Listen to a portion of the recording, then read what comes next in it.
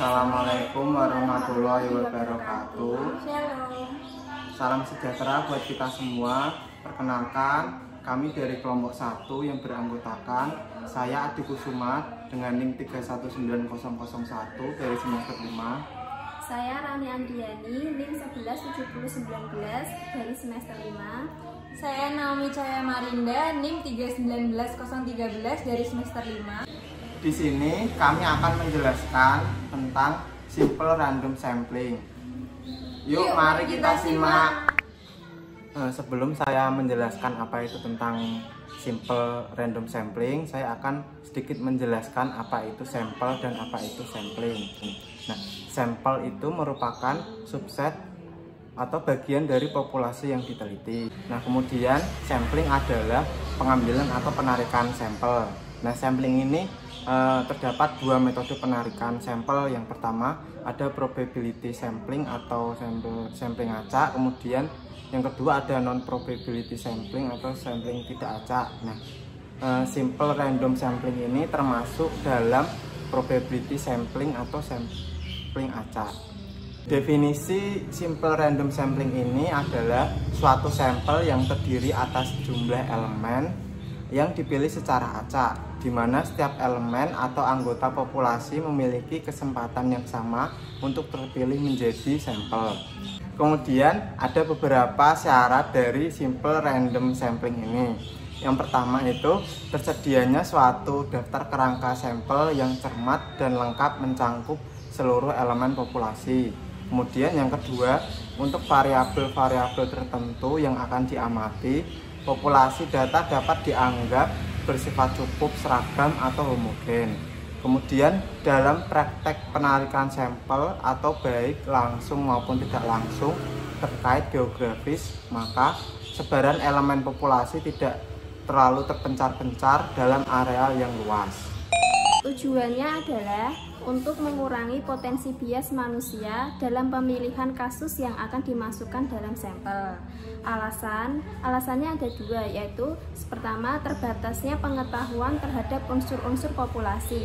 Tidak terdapat pengetahuan sebelumnya yang dapat digunakan untuk menilai derajat keseragaman populasi. Yang kedua, berdasarkan pengetahuan atau pengalaman yang ada, belum ada suatu prosedur penarikan sampel tandingan yang lebih efisien daripada simple random sampling. Teknik pengambilan sampel dalam simple random sampling itu ada 1. Lotre yang dapat dilakukan pada elemen populasi yang jumlahnya relatif sedikit, 100 atau kurang. Yang kedua ada kalkulator, dapat dilakukan dengan menekan tombol run tanda pagar untuk mengeluarkan angka acak. Yang ketiga ada komputer, misalnya melalui Excel dengan menggunakan fungsi sama dengan run RAND dan tanda kurung atau sama dengan run between tanda kurung. 4. Menggunakan tabel angka random atau TAR.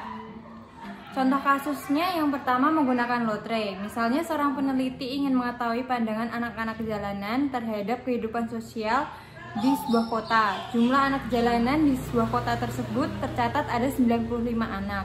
Untuk menghemat waktu dan biaya, peneliti dapat melakukan yang pertama membuat 95 potongan kertas yang diberi nomor 1 sampai 95.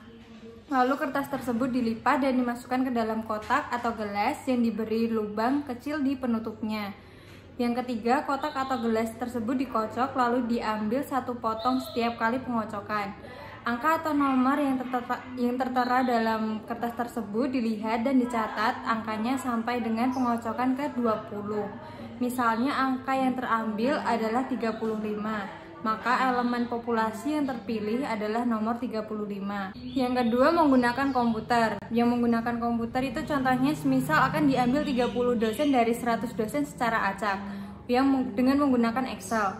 Caranya buat kolom random, ketik run sama dengan run dalam tanda kurung, kemudian blok semua unit sampling, copy paste values pada kolom baru yang dinamakan random underscore paste. Kemudian custom search by random underscore paste, kemudian diperoleh sampel terpilih sebanyak 30 sampel. Sekian penjelasan dari kelompok kami. Jika ada salah kata, kami mohon maaf. Terima kasih. Wassalamualaikum warahmatullahi wabarakatuh.